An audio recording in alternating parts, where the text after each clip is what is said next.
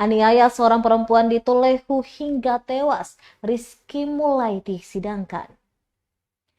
Pelaku penganiayaan hingga korban meninggal dunia dengan motif ingin ruda paksa, Muhammad Rizky Lestaluhu mulai didakwakan pada Pengadilan Negeri Ambon.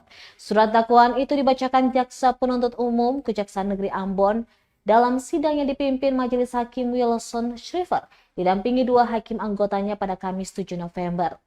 Dalam pembacaan dakwaan, JPU menyebutkan perbuatan terdakwa berlangsung sekitar pukul 1 dini hari pada Minggu 28 Juli 2024, di mana saat itu terdakwa sedang berada di rumah Dusun Pohon Mangga, Desa Tulehu, Kecamatan Salahutu, Kabupaten Maluku Tengah. Saat itu terdakwa sedang mengonsumsi minuman alkohol jenis sopi. Kemudian terdakwa keluar dan bertemu dengan koleganya, lantas Koleganya memanggil terdakwa untuk bergabung mengonsumsi alkohol jenis sopi dengan rekan-rekan lainnya termasuk korban, Sarfa Nahumamuri. Setelah mereka selesai mengonsumsi alkohol, korban mengajak terdakwa jalan-jalan menggunakan motor milik terdakwa. Saat itu terdakwa membonceng korban menuju Universitas Darussalam.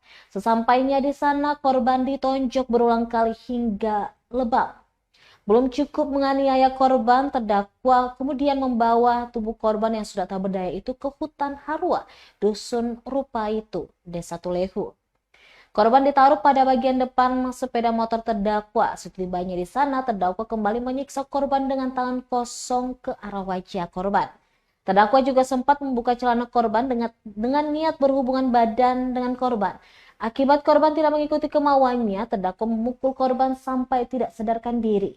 Terdakwa kemudian pergi meninggalkan korban di lokasi kejadian dan pulang ke rumah terdakwa.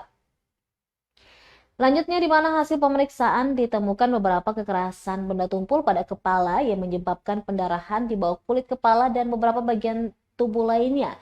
Kematian korban adalah trauma tumpul pada kepala bagian kiri belakang yang menyebabkan retaknya atau fraktur dasar tulang tengkorak belakang. Berdasarkan hasil waktu kematian korban dari 24 jam terhitung dari mulai dilakukan autopsi.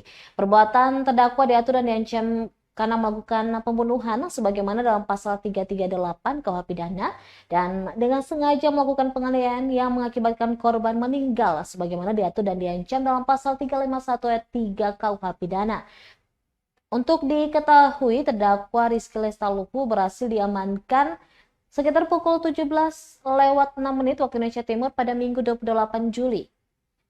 Barang bukti yang diamankan bersama terdakwa yaitu kunci rumah yang digabungkan dengan cincin besi yang ada mainannya, kemudian 2 lampu sen, sepeda motor yang rusak, kemudian HP dan baju kaos berlumuran darah dan celana levis panjang yang juga berlumuran darah serta 1 buah kaos dalam berwarna putih.